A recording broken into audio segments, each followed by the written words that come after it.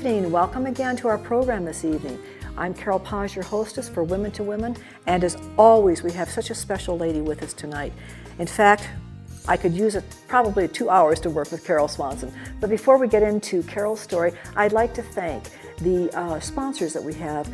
We have carsonnow.org, who is covering news-breaking events all over the Carson City area. So it's a joy to welcome them on board. We also have Apex Security Consulting Firm, which has the latest techniques in teaching for personal and corporate protection. And we also want to thank Nevada Appeal and the Record Courier for sponsoring so many wonderful articles on Women to Women. And they want us all to realize it's so important to shop locally, our local businesses. All right, let's turn to Carol and welcome her. Carol, thank you so much for being with us. It's a pleasure to be here. You know, in just the brief time I've had to speak with you, I don't know where to begin almost, okay, because you really are a woman of many, many abilities and talents. But as so many of our guests are, they are from the Carson City area or they're from northern Nevada. Do you come originally from Nevada? No, I don't. We came here in the year 2000. In the year 2000. Yeah. Where were you born, Carol? I was born in Pittsburgh, Pennsylvania. Okay. A very important part of the Pennsylvania landscape. So, Carol, when you were growing up, Pennsylvania to most Westerners seems like it's a part of the East Coast, but actually it has a lot of Midwestern values. What kind of a family did you grow up in? Well, my mother was Italian, and she actually was almost born on the boat coming over. She didn't know any English when she started school, and she came from a family of 8. Did they come through Ellis Island? They did, and I just went back there and visited and got all the information about the family, learned a lot. What a special treat. So you grew up in the Pittsburgh area. Yes. And what were days like at that time in Pittsburgh? Wow. It was back in the 50s, you know. And we had a TV set early on. My father was in construction. I was an only child. But I came from my mother's side of the family I had 26 cousins eventually, so I grew up with them. Great extended family. Carol, do you think that it makes a difference whether you're an only child or you're one of 7 or you're one of 4? When you look back on your childhood, how unique was that, being the only one that your parents focused on within your home? Well, my mother wanted more and couldn't have more, but she was so involved with her family, you know. I mean, I really wasn't spoiled at all. Good. I was brought up, went to Catholic school, all the way through high school even, and then went on to a Catholic nursing school. So when you graduated from high school in Pittsburgh, you chose nursing as a career. Right. Well, the sisters, the nuns, all of the academic people were either routed into being teachers or nurses, and the other ones were routed into business, clerical kind of work. So that's so you went to an all-girls? No, right? No. The boys went on into engineering or whatever, but the girls seemed to gravitate towards either nursing or teaching, the ones that went on to college. Who had that strong nurturing instinct in them, perhaps, to begin with. And I think days were limiting then. Those were limiting years as to what women could think of. But you were thinking of a career in nursing, and did you obtain that? Yes. I went to a 3-year diploma school of nursing.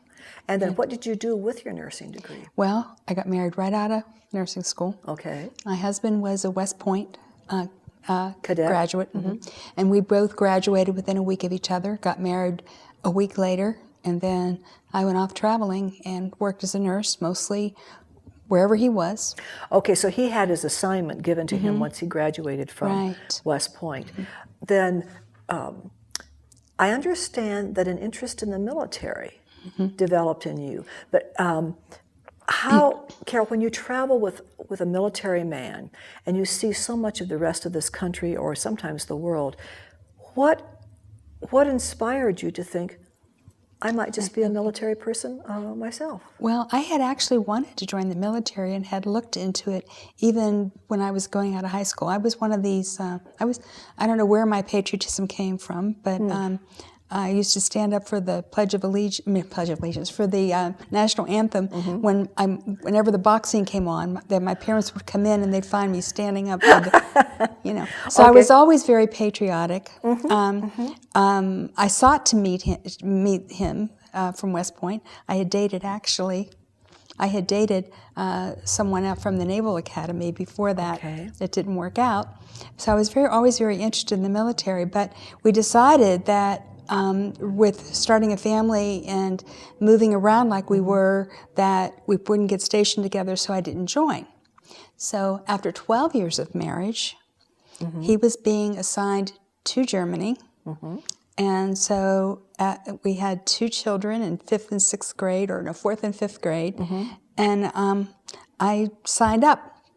And so with the knowledge that I was advised that I could sign up and get my commission as a first lieutenant and just go in the reserves. I didn't have to accept the assignment. Once they gave me the commission, I could elect to go in the reserves. But they assigned me with him to Germany. To Germany. So yeah, we were a perfect match. Yes. So that's how I started. So where did you live in Germany? We lived in Frankfurt, Germany. Okay. And I lived very close to the hospital. And my husband had a job that didn't require him to go out into the field or whatever, so it really worked well with the girls in middle school and going into junior high when I was doing that, so it worked out well. Now, are both of you career military people still? Well, he retired. He retired after 21 years of service, and then I retired after 27 years of service, both reserve and active. So my military career flexed what he was doing. Like, he got transferred, they wouldn't transfer me, I went in the reserves. Okay. And so we kind of hopscotched, and actually I went full-time reserve, and then I got transferred, and he retired and followed me for 2 tours. Okay. So, and where did those tours take you, Carol? We were in Indianapolis at the time that he retired, and then I was assigned to St. Louis, and then I went out to California. And California is his home. He's from San Francisco. His parents were aging. He says, "Get us to California." I said, "Okay." And you managed it. I managed it, yeah. All right, at this point, let me ask you a couple of questions. Nursing is a disciplined career, and certainly the military is as well. And some people fit fine into that form of command, that chain of command. Did you have any difficulties or challenges when in either the field of nursing and then the military? Well, in moving around with him for his assignments, I could not go with the type of nursing that I wanted to practice. I had to go to wherever the openings were. Okay. And then raising children, I worked part-time. I worked, evenings mostly, and just part-time. What did you learn? Some of the things, let's say, in the combination of careers that you had. Obviously, it takes quite a bit of smarts to become a nurse, a registered nurse. And it also takes a knowledge of working with people when you're in ranks, when you're in the commanding fields. So how did that pay off for you as we move you forward into what you're doing now? When you look back, how did the military and or nursing really give you a foundation that you've been able to apply now? Well, being a diploma graduate, and I knew I wanted to go into a leadership role. I just always felt when I was working that I could see changes that needed to be made, but I wasn't in a position to make them. And so I went back and got my baccalaureate degree, which was then the leverage I needed to get into the military because they required a baccalaureate degree. Okay, bachelor's. Bachelor's degree in nursing. And then when I was in Germany, the girls were in middle school and high school and junior high, and they wanted to put me on evening shift, which didn't allow me to spend time with them. So I said, well, okay, this is a good time for me to go back to school because I got tuition assistance. So I went for my master's and told my boss, I joined the Army for my education and I'm going 2 evenings a week, so I just need you to work my schedule around that. Okay. She wasn't happy with me, but that was my way of being able to spend time with my family and still work. So I worked night shift. Okay, so you did learn that some kinds of assertiveness are worth.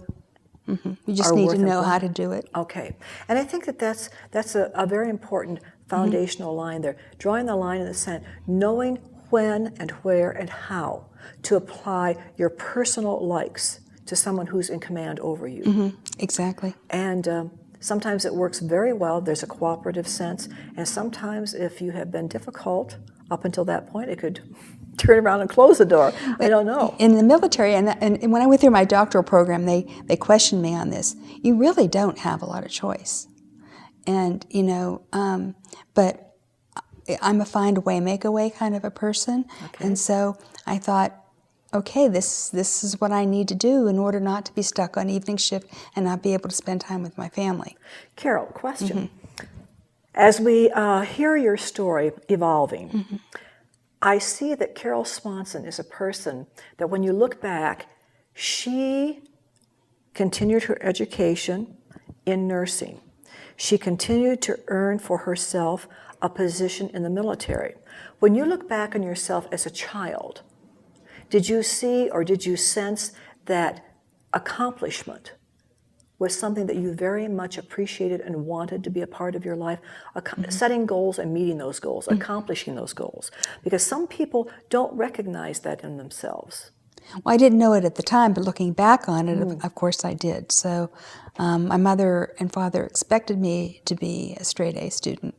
They, gave me dancing I mean, that's part of being an only child that they could do. They gave me dancing lessons. They gave me, piano lessons. They developed me in other ways. But, and I hadn't thought about this in a while. I was in an academic arena, but I wanted to be a cheerleader. I had a dancing background. Okay. And so, I pushed my way through a pulled muscle to make sure I got in there. So I was going to be a cheerleader. So when I set a goal, I was find a way, make a way. All right. There's a determination that's inside of you, and I think that you help nurture that because of your interests. And parents, when they discover on the part of a child or of a family these special interest areas, maybe you don't really go to a piano because maybe you don't really have a piano, but you're making music on something else, and it's an indication, and your parents picked up on that. And I think that that's crucial to discovering who your children really are and the genetic background that they've inherited. Well, Carol, before we close this first half, I'm very curious, from nursing to the military, and after the military, into Mary Kay. And actually, Mary Kay was part of when I was still in the military. So what happened is I had a friend that was in the military, and I was getting out. I was getting off active duty into the reserves. And I'm going to hold you right there because we're talking about this in the second half coming up. But don't go away. This is a lady who's involved in so many different aspects of life. Come right back. Hi, I'm Genevieve Frederick, founder and executive director of Pets of the Homeless. Pets of the Homeless is a nonprofit, all-volunteer organization that provides pet food and veterinary care to the homeless and less fortunate in local communities. We're a national organization with over 200 collection sites across the United States, one in Australia and a few in Canada. Our national organization, since 2008, we've collected almost 50 tons of pet food that has been distributed through various organizations across the country, like food banks, homeless shelters, and soup dining rooms. With donations from the public, we are able to provide these kinds of wellness clinics across the country. Since 2008, our wellness clinics have provided over 2,500 animals with shots and medical care. I'm Dr. Woody Allen. I'm a semi-retired veterinarian in Carson City, and I have worked with the Pets of the Homeless for about 4 or 5 years now.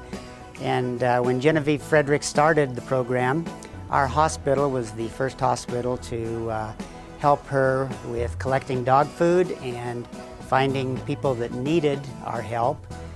On this website, you'll be able to find sources where you can get food on a regular basis if you need it. With donations from the public, we're able to provide homeless shelters with crates, bowls, cleaning materials, so that homeless with pets can come into homeless shelters and get the services that they need to get out of homelessness. If you are in need of food, supplies, or services for your pet, or would like to donate or volunteer, visit petsofthehomeless.org. Here is something informative and inspiring. Women to Women. Every Thursday, a new guest and a new passion to inspire you. Your hostess, Carol Paz, interviews influential women of Northern Nevada. Your neighbors, your friends. These are the women who are making a difference in our community, from helping those in need to running your favorite local businesses. We give you their story, we show you their passion. Thursdays at 7 p.m., Channel 15 for Carson City and Gardnerville, Channel 3 in Reno, Sparks, Fernley, Fallon, and Lake Tahoe. Report of wildland fires threatening structures. When disaster strikes, will you be ready? Information is essential during a disaster. That's why we use the latest technology to keep you informed. When you register, you'll receive emergency alert messages on all your devices and phone numbers at once. Go to ReadyWashoe.com.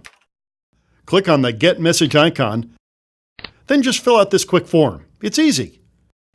Don't get caught unprepared. When disaster strikes, be ready. When a disaster strikes our region, will you be ready? Learn about sheltering in place. Since each emergency is different, make sure you plan for alternate routes away from your neighborhood. Plan meeting places and long-distance phone numbers if you are separated. Assemble food, water, medicines for at least 3 days, and a portable radio to stay informed. Remember, make a plan, assemble a kit, stay informed, be ready. For more information, contact your local emergency manager. How was school today? Cool, we learned what to do in case there's an emergency. Oh, will you show me? Yeah, and if there is an earthquake, then you get under your desk, duck, cover, and hold. And when the shaking stops, we evacuate the school just like a fire drill. I'm glad you both know what to do in case of an emergency, but I'd still be worried. You're supposed to check the phone, radio, or TV, and they'll tell you what to do. Make a plan. Assemble a kit. Stay informed. And be ready. Are you looking for a healthier lifestyle? A more nutritious diet? Do you care about quality? If your answer is yes, or if you are just curious, come into Villa Basque Deli and Cafe right here in Carson City, Nevada. Discover fine Portuguese extra virgin olive oils, vintage balsamic vinegars, and a wide assortment of international health teas provided by distributor Carpa Nevada LLC. In addition to these terrific items, Villa Basque is also the home of Pete's famous Basque chorizo, handmade on the premises from Pete's secret family recipe. Satisfy your culinary curiosities. Don't delay.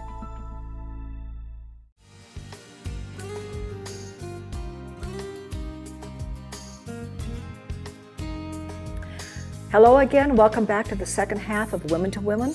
I'm Carol Paz, your hostess, and we're here with Carol Swanson. But before we return to Carol, I'd like to thank our sponsors, Villa Basque Deli and Cafe, home of Pete's famous Basque chorizo, as well as Carpa Nevada LLC, importer of fine Portuguese olive oils, international teas, and balsamic vinegar. And so, Carol, now let's return to you. Carol, we have come to this point where you are now developing, still in the military, okay, a focus on Mary Kay products and, and the program. Right. Why Mary Kay? And why at that part in your life while you're still serving in the military? Well, I had been using Mary Kay off and on for about 15 years. A friend of mine signed up as a consultant. I had a party for her. It was a great party. And so she decided that I needed to be a consultant. And I was just, no thank you. And I have said that several times over the time I was using Mary Kay. And she said, well, you know, you can get your product wholesale, and they have great training on how to run a small business. And I said, wholesale? So I went home and asked my husband, and I said, you know, Lynn says Mary Kay is a small business. And he said, yeah, it's home-based business. And he was doing taxes on the side at the time. So he knew about that sort of thing. I said, well, she said they have great training. And he said, well, they've been around for a while. I'm sure they do.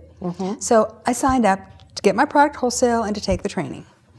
And then when I went to the training, I found out that I like to win prizes. So that was my motivation. And the business was a hobby it started as a hobby and mainly to get my product wholesale, but it turned into a business for me. And you've been with Mary Kay how long now? It'll be 20 years in June. And at the time that I did this, it was a crazy time to start a business because I was transitioning from active duty to the reserves because they wanted to send me to Walter Reed to be a night supervisor, and I worked plenty of nights. And so I went back into the reserves. And when I went back into the reserves, I didn't realize all of my friends in the reserves were now in very good positions, so they found me good reserve jobs. But then I was also starting a new job as the director of home health at a local hospital. So absolutely the worst time to start a business, one would think, but because I like to win prizes and it was fun, the business grew, so here I am. What does that tell you in your own mind about yourself, liking to win prizes? You're definitely a goal-oriented individual. I am, and I didn't realize that about myself until I looked back and realized how many Girl Scout badges I accumulated. Okay, and good for you. And also how many military medals I wanted, in the assignment. So I figured out a way to reach that goal, because I needed to have a certain number of those on my chest. Okay, do you suppose that certain number of insignias, on your military uniform, what does that, when we as the public look at that, we have great pride and admiration in what you do for us. But I also think it says something about the person who's wearing those insignias, that there is a strong sense of patriotism that you brought up before, wanting to serve your country, loving your country. And it's a good two-way process. It's a good two-way process. I like to be successful at doing things. Now, going into the Mary Kay business and juggling that along with the other parts of my career, I actually learned a lot more about goal setting. I did it unconsciously, and then I became more conscious of it through Mary Kay. And then I also became more tolerant of not reaching the goal, because I realized I would set the goal, and before I would go for it no matter what. But if it didn't line up, that I couldn't do it, I got to be more accepting of the fact that it didn't happen. All right, and I think that's an important lesson that you're sharing with us right now for many of our viewers. Our expectations of ourselves don't always pan out, don't always work out. But that doesn't mean that we become a victim of that we're a loser. Right. Not at all. Sometimes it just requires more patience to attain that goal. Sometimes it means perhaps a change in the way in which we perceive ourselves or we perceive that goal. Maybe there are some middle steps that need to be taken. But I think your word tolerance of yourself is very important. Don't give up, but understand that there may be another way that we can do this. Think outside of the box. Exactly. Okay, so let's continue. In the 20 years, where did Mary Kay take you? You have your training now, and you discovered, I like this program. So what did you do with it further? I became a sales director within 2 years, and I've been a sales director since. So, the prizes are winning cars, but it's also the position of being a sales director that I can help other women. In the military, I was always a very good mentor, but they had to be nurses, they had to be in a certain weight standard, they had to have a certain ability for me to be able to move them up. Mary Kay, that's true, but it doesn't matter whether they know English, it doesn't matter if they have not even a high school degree. If they have a motivation to do it, I can still mentor them if they want to be mentored. So now, when you say mentor, many of us in professional fields have had mentors at one time or another, and they're extremely valuable. They're extremely valuable to us personally as well as professionally. In Mary Kay, how do you mentor women? For example, if we have listeners out there, viewers out there who are thinking, I would really love to have a small business, and I would love to be rewarded in some way for those efforts. How do you succeed in a Mary Kay project? There are certain, to sell the product, there are certain ways to do that. And like we had talked about, that a lot of it is face-to-face. But now in this new media age, we're getting into all the social media stuff. But does that really replace the face-to-face conversations, the meetings? We're learning about the new generation and how they relate. I learned to text. Texting helps. So I have to meet them where they are. Right. And I just got a call from a woman today who says, "Can I do this online?" Yes, you can. But I'm here, and it's more now, my thinking has shifted from mentoring to coaching and learning to be a good coach. Okay. And to be a good coach, you have to know what they want. And you direct them how to get what they want, but it's up to them to follow through. I found a lot of women will work harder for a boss than they will for themselves. So, I mean, that's something that they have to learn to do. They will work 40, 50 hours a week, overtime when it's not even, being required or paid for. And yet when for their business, they're just reluctant to make that phone call. So you have to get them over the fear, whatever fear is in their way, in order to help them accomplish the goal that they want. And I think there are many fears out there for all of us, not just for women. But what are the prime fears that you come up against in your coaching of these women or in the mentoring of the past? What seems to be a blocking point for women? One of them is the fear of rejection. And I have a great story if you have time for that one. I had a woman who actually requested a facial of me, but she said, "You need to have these products, for me." And I bought them. And then when I went to schedule it, she treated me like I had the plague. And so I said, "I don't need this." I had a full-time job. I was in the reserves. I don't need this aggravation. And then I realized it was like a bolt of lightning from God. Oh, you're a people pleaser. Are you going to be a victim of that the rest of your life and be afraid to ask what you want for what you want? So then I decided to put myself in the face of rejection and not let it affect me. So getting over that fear is huge because women can be very much people pleasers. Yes, we're really taught as youngsters, as little girls, to please our mothers, to please our teachers, to please our fathers, to please our friends, because we kind of are made to feel that that's the best way to get along with people. And in some extreme cases, you can become a doormat for people to walk on and walk over. And that's the last thing that I want to be identified with. I do want to be cordial. I do want to be responsible in a friendship, committed in my relationships, but I don't want to be mistreated too much of the time, okay? Some I can take and some I'll work through. But in general, becoming your own businesswoman, becoming a director means you're going to be working with lots of people out there. So Carol, as a concluding remark, if you were to address women out there who are watching tonight, and men are listening and young women are listening, I'm particularly concerned that the young and that those who are senior citizens who think, I don't fit in, I'll never be able to do that, or I'm too old, I'm over the hill. You're an example of that's a lie that they buy into. Because I'm 66, I got my doctorate 2 years ago. And when I went into that program, I thought I was over the hill.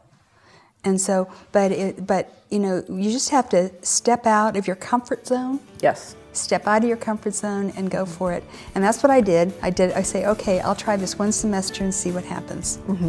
And so for a Mary Kay business, that would be the same thing. I had decided when I come in, okay, I'll try this for a year and see what happens, to see where the ups and downs were. Yes, and so that's our encouragement to you women listening tonight. See where the ups and downs are. Give it a shot, give it a try. And Carol, I can't say thank you enough. You've shared. It's been a pleasure. Our pleasure entirely. Have a good evening. Thank you. Have a good evening. Good night.